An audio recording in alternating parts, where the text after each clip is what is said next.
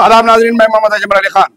हिंदुस्तान में कोविड के केसेस में दिन ब दिन इजाफा होते जा रहा है। ताहाल अब तक जो है 6000 केसेस के पॉजिटिव होने की इत्तला है, तो वहीं और 6 अफराद की अमवात इस केस में वाक़ई हुई है, जिससे हम आप अंदाजा कर सकते हैं कि कोविड-19 के केसेस में दिन ब दिन इजाफा होते जा रहा है। 6133 केसेस अब तक जो है वजारत सेहत ऑफ इंडिया की जानिब से तस्दीक की गई और फिगर दिए गए हैं, जिनमें से तकरीबन की तादाद जो है केरला में ज़्यादा है और 2000 के करीब इन्फेक्शन के केसेस पहुंच गए हैं। तो वहीं पर ज़्यादातर मुशावरत की जा रही है। अगले 24 घंटों के अंदर 338 नए केसेस रियासतों में दस्तियाब हुए हैं, जिनमें से केरला के बाद गुजरात नंबर 2 पर है। इसके अलावा और दीगर रियासतों में भी केसेस फैल रहे हैं, जहां पर वेंटिलेटर का इंतजाम रखा गया है।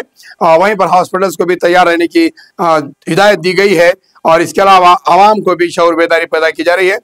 लेकिन इस तरीके का जैसा कोविड-19 में जिसका खतरा लाहक था, वैसा खतरा नजर नहीं आ रहा है। लेकिन फिर भी पॉजिटिव केसेस में इजाफा होते आ रहा है। आप देख सकते हैं मगरबी बंगाल में 71 नए केसेस इन्फेक्शन के रिपोर्ट किए गए हैं, तो वहीं पर 688 केसेस कर्नाटक के अंदर है। 75 नए कोविड केसेस रिकॉर्ड किए गए हैं। रियासत के कुल केसेस बढ़कर 366 हो गए।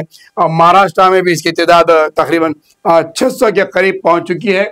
तो वहीं पर मरीज के गुर्दे ट्रांसप्लांट हुआ था, एक 64 साल शख्स ज़ियाबतीस कैंसर और गुर्दे के मर्ज में मुब्तला था, उसे भी पॉजिटिव केस में पाया गया। बहरहाल दिन ब दिन केसेस में इजाफा होते जा रहा है। जहां हम शुरू में बताए थे कि 1500 से 600 केसेस 1500 केसेस कुछ कोविड के पॉजिटिव पाए गए थे, लेकिन बढ़ते हुए एक हफ्ते के अंदर तकरीबन 6000 से तजाविज़ कर गए हैं और अमवात की तादाद भी पूरे मुल्क में इस वक्त 26 के करीब पहुंच गई है। लिहाजा कोविड केसेस में इजाफा नजर आ रहा है और तमाम रियासतों को एहतियाती इक़दाम करने की ज़रूरत है। तो वहीं पर सरकारी दवाखानों में खुसूसी वार्ड्स रखते हुए वेंटिलेटर्स का इंतज़ाम करना पड़ा है और शहर के अंदर भी ऑक्सीजन सिलेंडर्स की कीमतों में इजाफा देखे जा रहा है।